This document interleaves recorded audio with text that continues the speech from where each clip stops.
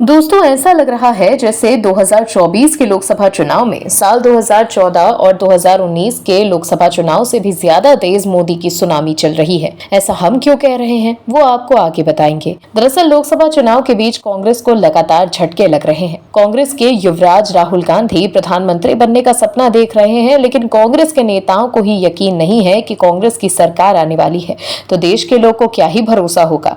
राहुल गांधी बातें तो बड़ी बड़ी करते हैं, लेकिन वो अमेठी में स्मृति ईरानी के सामने चुनाव लड़ने की हिम्मत तक नहीं जुटा पाए।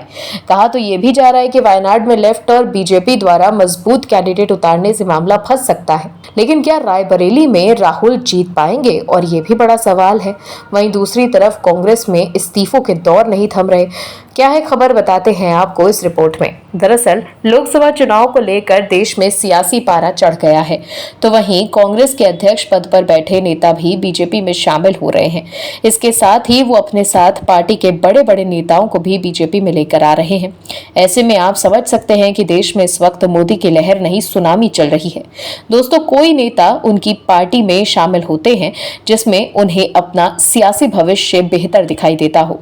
ऐसे में कांग्रेस के नेता अगर अध्यक्ष पद से इस्तीफा देकर बीजेपी में शामिल हो रहे हैं तो मतलब आप सियासी माहौल समझ ही सकते होंगे कि किस पार्टी की सरकार आने वाली है। 2014 और 2019 के लोकसभा चुनाव में भी शायद इतने विपक्षी नेताओं ने बीजेपी का दामन नहीं थामा था जितने कि इस बार 2024 के लोकसभा चुनाव के दौरान बीजेपी का दामन थाम रहे हैं।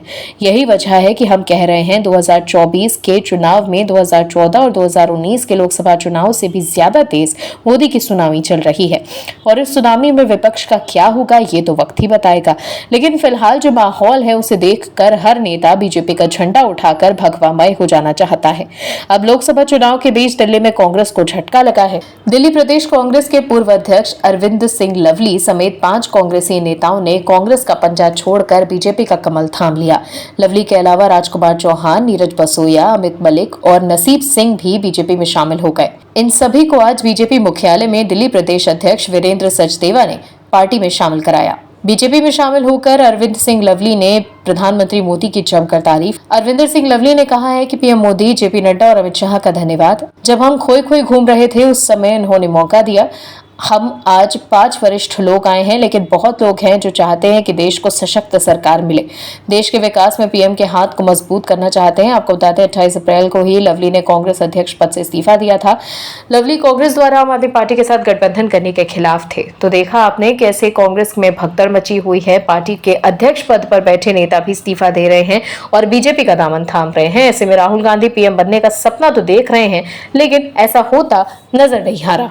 राहुल गांधी को पहले कांग्रेस को बचाने के लिए पार्टी के भीतर मेहनत करने की जरूरत है, उसके बाद ही वो देश वालों में समर्थन मांगने की सोचे कि इस वक्त कांग्रेस के नेताओं को ही राहुल गांधी के नेतृत्व पर भरोसा नहीं है तो देश के लोगों को क्या ही होगा। और भी वीडियोस देखने के लिए चैनल को सब्सक्राइब करें और बेल आइकन को दबाएं।